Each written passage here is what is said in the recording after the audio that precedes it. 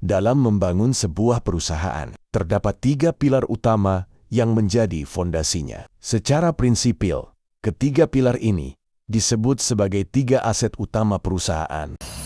Pilar daripada berdirinya sebuah perusahaan. Ya. Secara prinsipal kita membagi dalam 3 pilar yang disebut dengan the 3 principal asset, ya, di dalam membangun sebuah perusahaan. Ya. Nah, dari 3 principal asset itu pastinya yang listed pertama yaitu adalah owner atau investor atau pemilik sebuah perusahaan. Karena kenapa? Karena dengan adanya investor atau pemilik perusahaan, mereka lah yang membangun sebuah perusahaan. Nah, setelah investor atau owner membangun sebuah perusahaan, maka berdirilah sebuah perusahaan. Nah, itu baru disebut dengan the first pilarnya atau the first principal asset. Nah, selanjutnya kita berbicara aset yang kedua. Aset yang kedua itu adalah karyawan atau employee. Ya, apa artinya dan kenapa employee menjadi aset yang kedua pada saat tahap pembangunan dan berdirinya sebuah perusahaan? Nah, kita di sini berpikir adalah karyawan lah yang akan menjalankan roda perusahaan. Tidak mungkin dong owner ke sini atau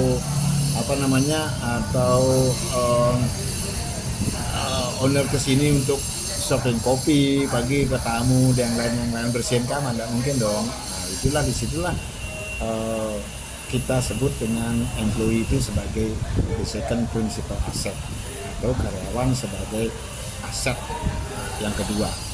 Nah, selanjutnya adalah aset ketiga. Setelah berdirinya sebuah perusahaan dan adanya karyawan yang bertanggung jawab terhadap menjaga perusahaan itu, ya, dengan ya kita anggap karyawan itu bermacam-macam divisi kalau bicara hotel, ya. Nah, maka apa yang berikutnya diharapkan adalah customers dong. Maka customers itu menjadi the third principal asset atau aset yang prinsip yang nomor 3, pilar yang ketiga. Nah, setelah seiring dengan waktu berjalannya sebuah perusahaan, saya akan meletakkan customers sebagai principal asset yang pertama. Kalau misalnya tidak customers itu ada, bagaimana bisnis itu bisa berjalan? Maka di situ berlakulah our customers then become the first principal asset yang memberikan bisnis kepada perusahaan. Ya. Nah, caranya bagaimana? Caranya adalah bagaimana kita melayani customers itu dengan sebaik-baiknya. Ya, dengan sebaik-baiknya. Nah, kalau kita berbicara perusahaan hotel atau restoran, maka kita membaginya menjadi 2, yaitu yang disebut dengan in-marketing. Nah, apa itu in-marketing? In-marketing adalah tentang bagaimana kita berpikir bagaimana kita memarketingkan di dalam dulu tentang products. Ya, kalau kita berbicara products ada 2. Provide your customers dengan excellent product, baik itu hotel rooms, baik itu makanan, nah yang lainnya. Nah, yang kedua disebut dengan provide your customers dengan excellent customer service. Nah, kalau in marketing ini kita sudah jalankan dengan benar, maka apa yang terjadi adalah the customers akan membantu kita promoting our property dengan memberikan apa? Memberikan review. Ya, review yang bagus. Tanpa kita menjalankan in marketing dengan benar, mustahil kita akan mendapatkan customers review yang bagus, gitu loh. Ya, jangan kita ujuk-ujuk kita berbicara kenapa kok jelek reviewnya.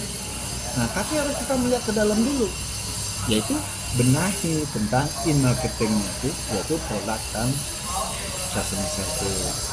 Nah, selanjutnya adalah itu yang disebut dengan the principal asset pertama setelah bisnis itu berjalan, itu our customer. Nah, sehingga kalau customer sudah puas dengan baik itu produk dan pelayanan, maka menciptakan bisnis yang sustainable kepada perusahaan.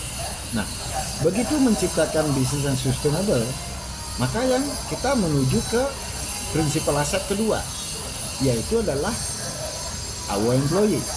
Nah, berbicara employee, itu kita harus berpikir tentang bagaimana kita mampu untuk memberikan terhadap hak ya karyawan paling tidak minimum apa yang menjadi standar daripada pengupahan. Kalau kita berbicara let's say di Badung, kalau misalnya UMP-nya misalnya 3, sekian, kasihlah haknya itu ya. Nah, sehingga kita akan melihat bahwa karyawan itu diperlakukan equal ya, sesuai dengan apa yang menjadi peraturan. Yang kedua, kalau kita memperlakukan service charge ya, berapapun komitmen kita mengaplikasikan service charge itu kepada customers, berikanlah hak mereka. Jangan pernah perusahaan itu ya memotong hak mereka ya, sehingga employee itu juga akan melihat bahwa perusahaan itu fair ya, adil ya, sehingga value daripada karyawan itu terpenuhi, sehingga karyawan itu akan juga loyal, menciptakan loyalitas ya terhadap perusahaan. Nah, kalau dua prinsipal aset ini sudah jalan dengan benar, maka baru kita kembali kepada prinsipal aset yang pertama tadi, yaitu owner. Yaitu adalah kalau bisnisnya bagus, karyawannya happy, bisnisnya bagus, maka apa yang terjadi adalah kita mampu untuk memberikan ya a proper profitability kepada perusahaan. Nah, itulah yang kami sebut dengan the three principal asset perusahaan untuk menjalankan perusahaan itu dengan sustainable dan berkelanjutan. Jadinya equal dalam artian apa yang menjadi hak daripada customers ya, value for money-nya, apa yang menjadi hak dan kewajiban daripada karyawan itu, yaitu adalah satu, menerima haknya dari perusahaan, dan kedua adalah kewajibannya memberikan ya pelayanan yang terbaik kepada customers. Dan kalau sudah dua itu jalan, maka kita mampu menciptakan happy owner ya, owner jadi senang karena kita mampu memberikan profitability terhadap perusahaan ya, dengan baik. Demikian Pak. Oke.